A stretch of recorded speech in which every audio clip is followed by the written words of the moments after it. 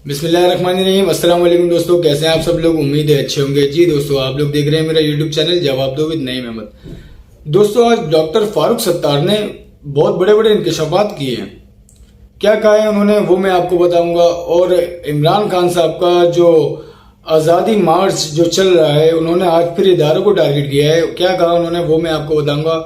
और पीटीआई के एक बहुत एग्रेसिव रहनुमा है अली अमीन गंदापुर, उनकी एक मुबैना ऑडियो लीक हुई है। मुबैना कह रहे हैं लोग, मुबैना है नहीं, खैर मुबैना एक ऑडियो लीक हुई है।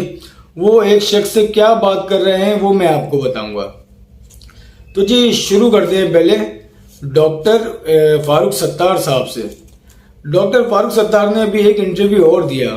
उस इंटरव्यू में उनसे सवाल किया गया एमकेएम लंदन के हवाले से कि वो तो बड़े एक्टिव नजर आ रहे हैं कराची में और कराची की सियासत में। उस पे डॉक्टर फारूक सत्तार फरमाते हैं कि जी सब सुन ले कि एमकेएम लंदन को मौका नहीं मिलेगा। मैं बहुत दूर की बात आपको बता रहा हूं, एमकेएम लंदन और अल्ताफ हुसैन साहब को अब इजाजत नहीं मिलेगी। जो जितना मौका मिलना था वो मिल चुका, अब और मौका उनको देने की गुंजाइश नहीं है। एक तो ये इन्होंने इंकशाफ किया। अब इनसे पूछे ना कि आपको पता है कि आपकी इन्हीं बातों ने आपको कहां पहुंचा दिया इस शख्स ने। ये आपको पता है कि आप अपने ही हल्के से जिस बदतरीन तरीके से आप इलेक्शनों में हार रहे हो, वो आपसे आपकी यही सब बातें तो हैं, यही सब बातें हैं। और यही जो आपकी बातें हैं, इसी की वजह से आवाम जो है आपको हर इलेक्शन में वो जूते मार रही है। उसके बाद भी आपकी अक्ल ठिकाने नहीं आ रही है। खैर आ जाएगी या नहीं आएगी नहीं कह सकते। और दूसरा फारूक सत्तार साहब कहते हैं जो अभी पाकिस्तान की सियासत में जो मामला चल रहा है, ये इमरान खान साहब का लॉन्ग मार्च चल रहा है, उसके ऊपर जो बहुत शहबाज हुकूमत जो है उसके जो मामला चल रहे हैं, उसको लेके जी फारूक सत्तार साहब कहते हैं मैं वाहिद बंदा हूं। फारूक सत्तार साहब कहते हैं मैं वाहिद बंदा हूं जो इमरान खान और शहबाज शरीफ के दरमियान मुज़ाकरात कामयाब बना सकता हूं। दोनों का मौक़िफ़ सामने रख के उन दोनों को एग्री कर सकता हूं। ऐसा काम मैं करूंगा कि सांप भी मर जाएगा और लाठी भी नहीं टूटेगी। अब फारूक भाई आप अपने मसले तो पहले निपटा लो। अभी कल की ही बात है कि आपके बारे में वसीम अख्तर साहब ने कितना जहर उगलाया, आपके बारे में क्या कुछ नहीं कह दिया। और आपसे अपने मामला संभल नहीं रहे, आपसे अपने हल्के के अवाम संभल नहीं रहे, और आप बात कर रहे हैं कि इतना बड़ा एक मामला हुआ है, एक मसला इतना बड़ा खड़ा हो गया है जिसमें इदारे वगैरह सबको रगड़ा जा रहा है। यार उसमें आपकी हैसियत क्या है, आप उसमें क्या कह सकते हो। फिर भाई और आगे साहब कहते हैं कि मैं और खालिद मकबूल सिद्दीकी भाई जो है वो बहुत जल्द जो है जनरल वर्कर इजलास बुलाएंगे और उससे खिताब करेंगे और कारकुनान से अपने गलतियों की माफी मांगेंगे। तो मतलब इनका कहने क्या है कि ये एमकेएम पाकिस्तान में शामिल होने वाले हैं, और ये कह रहे हैं कि ये शामिल होने वाले हैं। जो एमकेएम के जो बाकी रहनुमा हैं, जैसे कि मैंने आपको बताया वसीम अख्तर साहब, उनके यहाँ जो कल का एक इंटरव्यू है उसमें आपने सुना होगा, वो तो कहते हैं कि फारूक सत्तार होते कौन है एमकेएम के बारे में बात करने वाले। और ये खालिद मकबूल सिद्दीकी के साथ जो है वो जनरल वर्कर इजलास के साथ खिताब करेंगे, एक मुश्तरका खिताब। तो भाई फारूक भाई आप किस कश्ती में बैठना चाह रहे हो यार, ये तो आपको खुद नहीं पता। आपकी इन्हीं बातों की वजह से आपको यहाँ की आवाम जो है वो रिजेक्ट कर रही है। भाई आप अपने आप को थोड़ा चेंज करें, आपने अपनी सियासत को थोड़ा बदलना होगा। और आपकी तो अभी जो हालात चल रहे हैं इसमें तो आपकी कोई गुंजाइश ही नहीं बनती हुई नजर नहीं आ रही। आप इतनी बड़ी बड़ी बातें कैसे कर रहे हो, ये क्या नई नई मंतकें आप लेकर आ रहे हो। और जी अब आते हैं अली अमीन गंदापुर, पीटीआई के एक रहनुमा है, और ये रहनुमा बड़े मतलब बदमाश टाइप के रहनुमा है ना। आप इनका गेटअप देख लें, इनका चेहरा देख लें, और ये पश्तून है। इन्होंने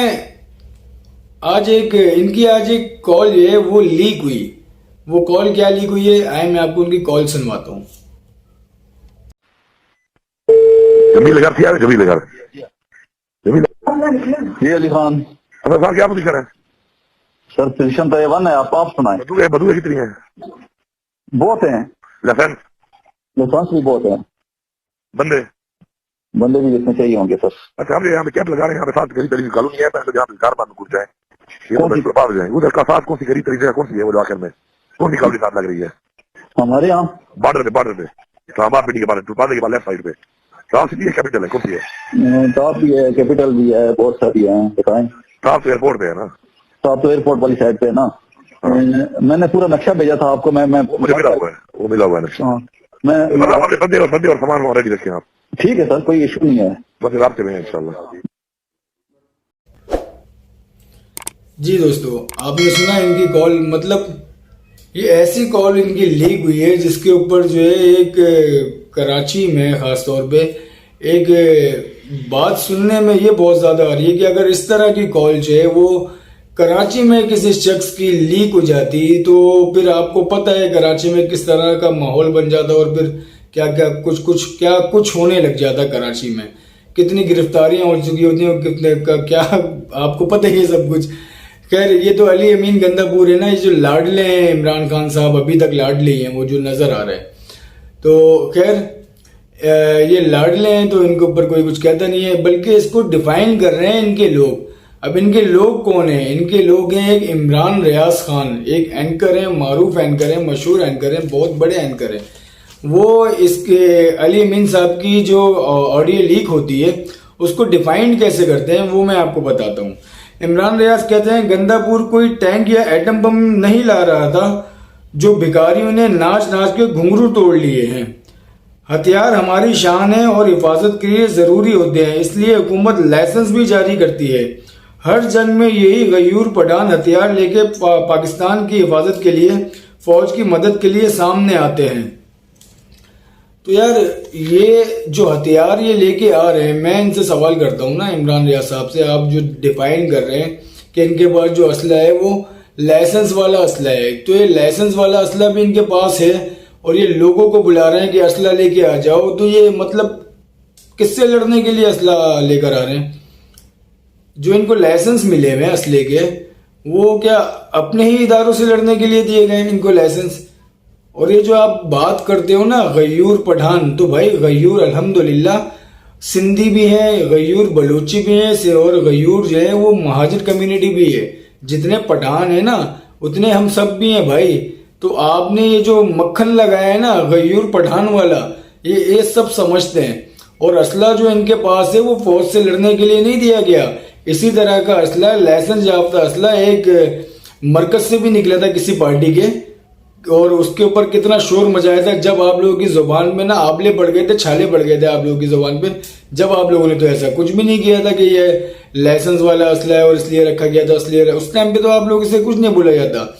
यहाँ आप लोगों ने अपने जमीरों को ना बिल्कुल मुर्दा कर दिया है। आप लोग हैं ही वो लोग ना, आप जैसे लोग जो हैं वो तासुब करते हैं, और इसी तासुब की वजह से आज जो हाल पाकिस्तान का हुआ है ना, वो आप जैसे लोगों की वजह से हुआ है, जो आप लोग इतना तासुब यहाँ पर करते हो पाकिस्तान के अंदर। अब जी आए इमरान खान साहब के ऊपर। इमरान खान साहब जो अपना हकीकी मार्च कर रहे हैं, लॉन्ग मार्च, हकीकी आज़ादी लॉन्ग मार्च, इसमें जितना जहर उगल रहे हैं ना, ये तो सारी हदें इन्होंने पार कर दी।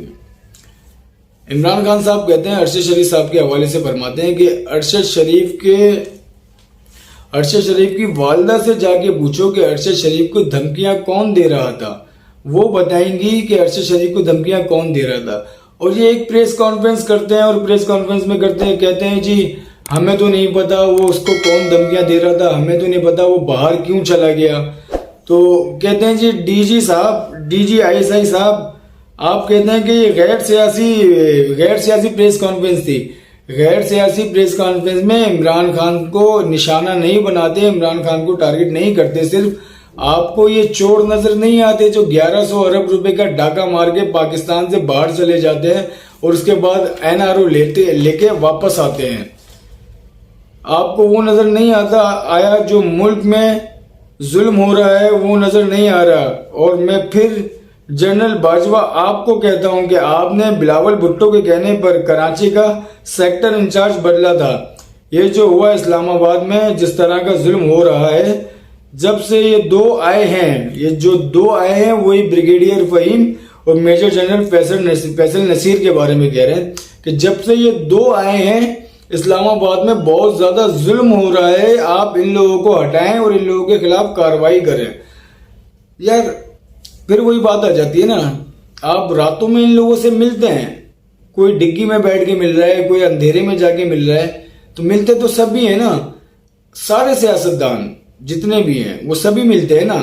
अब मिलने के बाद फिर इस तरह से कहना कि जी आप जो है सियासत में ना आया करें, तो भाई सियासत में आप लोग इनको लेकर आते हो इदारों को, इदारे अपनी मर्जी से या अपनी खुशी से नहीं आते। और यार जिस तरह की गुफ्तगू ये कर रहे हैं, आप माजी में देखें इतने लोग जो हैं जिनके ऊपर फतवे लग गए गद्दारों के, उसमें नवाज शरीफ भी शामिल है, उसमें अल्ताफ हुसैन साहब भी शामिल है, और भी बहुत सारे लोग शामिल हैं जिनके ऊपर गद्दारी के ठप्पे लग गए, फतवे लग गए गद्दारी के। यार ये इमरान खान ऐसा बंदा है, इसके ऊपर क्यों कोई एक्शन नहीं हो रहा, समझ से बाहर है। क्या इदारे इनको क्यों नहीं पकड़ रहे, इनके ऊपर क्यों नहीं हाथ डाल रहे? मतलब अब तो इंतहा ये हो गई है कि इमरान खान को सपोर्ट अब इंडिया भी करने लगा है। मतलब जो ये कहते थे और अभी भी कहते हैं कि अल्ताफ हुसैन एक दहशतगर्द है और वो रॉ एजेंट है, तो ये है वो है, अब तो भाई दुनिया के सामने आप खुल के आ गए हो। इंडिया का जो मीडिया है वो आपको किस तरह से वहां दिखा रहे हैं, इंडिया की मीडिया में आपको किस तरह से पजीराई दी जा रही है। तो भाई आपसे बड़ा इंडिया का रॉ का एजेंट तो अब तक पाकिस्तान की तारीख में कभी आया ही नहीं। अभी देखते जी, इनके अभी सुनने में आ रहे हैं कि मुज़ाकरात हो रहे हैं, वो मुज़ाकरात जो है वो आरिफ अलवी साहब करा रहे हैं और हुकूमत से मुज़ाकरात हो रहे हैं, जबकि ये मुज़ाकरात किसी भी हाल में कामयाब होंगे नहीं, किसी भी हाल में सिर्फ एक दिखावा हो रहा है कि मुज़ाकरात हो रहे हैं। क्योंकि इनकी पीटीआई की डिमांड है कि पहले आप इलेक्शन की डेट दें, और नून लीग कहती है कि इलेक्शन अपने वक्त पर होंगे। और इसके अलावा इमरान खान साहब कहते हैं कि मैं अपना मार्च जो है वो कंप्लीट करूंगा, मतलब वो इस्लामाबाद तक जाएंगे अपना मार्च लेके। दूसरी तरफ वफाकी हुकूमत ने जो इस्लामाबाद के रेड जोन एरिया जो है उनमें तोसी कर दी है, मतलब रेड जोन एरिया को बढ़ा दिया गया है। जो इलाके रेड जोन से बाहर थे अब उनको भी रेड जोन में ले लिया गया है। मतलब ये जो अभी फिजा वहां पे बन रही है, ये तसादुम की फिजा बन रही है, और ये तसादुम यहाँ पर होना बहुत ज्यादा मतलब इम्कानात पैदा हो गए कि यहाँ पे तसादुम होगा जरूर। इसमें इदारों को आगे फौरन जो है ये सब मामलात को संभालना चाहिए, वरना पाकिस्तान में बहुत कत्लो गारत हो सकती है, जिसका पहले फैसल वाडा साहब भी कह चुके हैं, और बहुत से लोग कह रहे हैं कि अगर ये लॉन्ग मार्च के ऊपर कुछ मसला आता है तो खुदा ना खास्ता ये बहुत नुकसान हो सकता है पाकिस्तान को। आपको मेरी वीडियो कैसी लगी, आप इसका मुझे ज़रूर बताइएगा, अपनी राय ज़रूर दीजिएगा, और मेरे YouTube चैनल को सब्सक्राइब लाजमी करिएगा। अब एक वीडियो में कल एक वीडियो करूंगा जिसमें मैं आपको बहुत अहम मालूमात दूंगा। जब तक मुझे इजाज़त दें, अल्लाह हाफिज़।